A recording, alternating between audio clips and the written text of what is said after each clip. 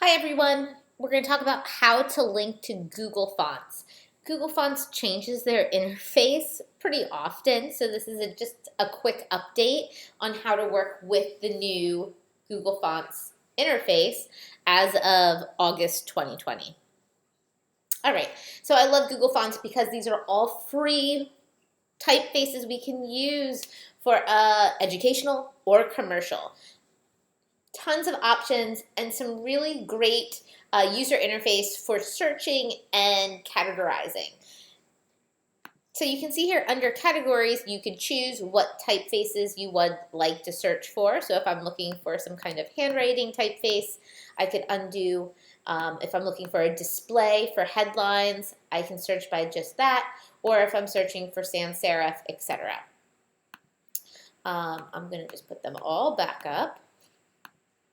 They also have variable fonts. So variable fonts you can do some research on, but again, that's going to help with some of the flexibility of weight from thin to black and playing around with some new options for bringing them in CSS or for print. You could also type something to kind of see what that would look like. See if the typeface would work well for that, and you can view by size. All right, so let's say you found your typeface that you would like to use. Now I want to bring that onto my website. So I'm just going to go with the first two right here at the top. Let's say I plan to use this typeface for my headlines, and then I want to use Roboto for my body copy. So I'm going to click on this first one. I'm going to click on Roboto. It's going to bring up the typeface.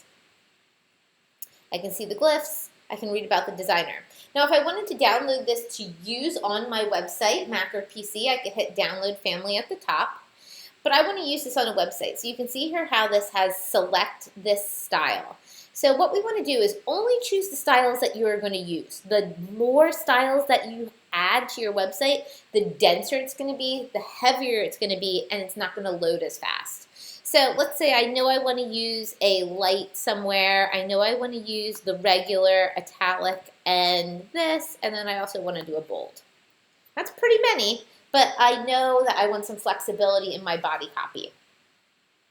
All right, so up here at the top, I have this little 3 squares with a plus. If I click that, you can see it slides out, and it shows everything that I've selected. So I selected Roboto Light, regular italic, and this.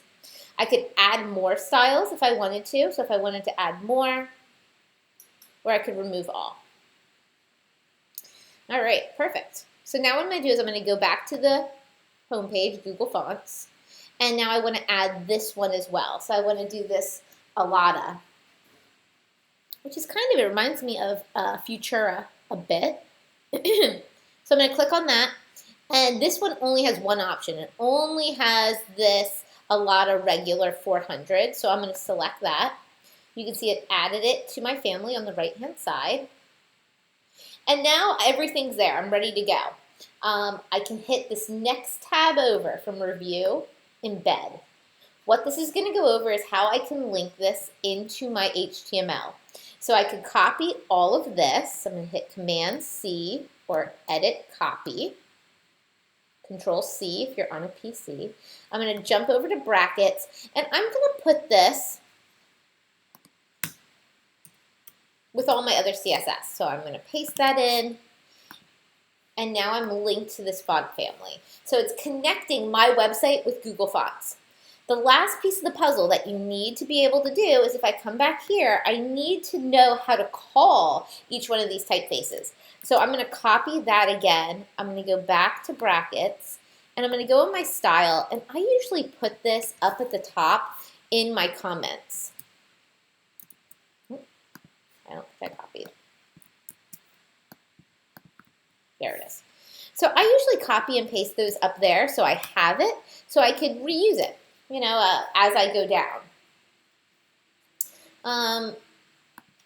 That is how we link our Google Fonts into our HTML,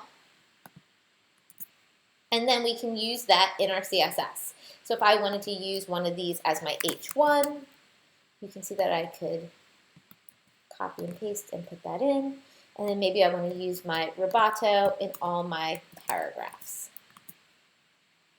If I wanted to use some of the weights that I've added, I have to look at the numbers that I brought over. So Roboto, I brought over a weight of 300, 400, and 700. So to use that, I would have to be specific and say, for my paragraphs, I want the font weight to be 400. 400, if you remember, was the regular, 300 was the light, and 700 was the bold. And I can see that here, or I could always refer back to the website. All right, guys, that's how you can use Google Fonts and how you can use their updated layout.